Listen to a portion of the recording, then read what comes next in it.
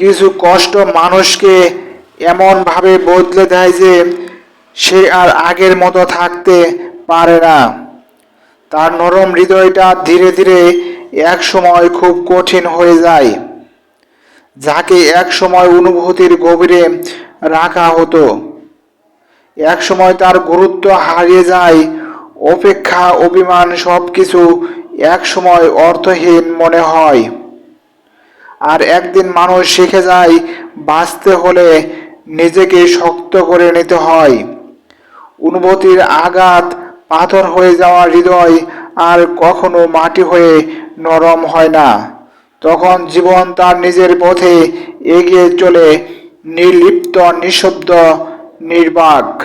আমাদের জীবনটা অনেক ছোট, তাই এমন মানুষের সাথে কাটান যারা আপনার সাথে সুন্দর ব্যবহার করে, যারা আপনাকে সবসময় হাসায় এবং আপনাকে শান্তি দেয়। সবাইকে আন্তরিক ধন্যবাদ। ভালো থাকবেন, সুস্থ থাকবেন। আল্লাহ হাফেজ।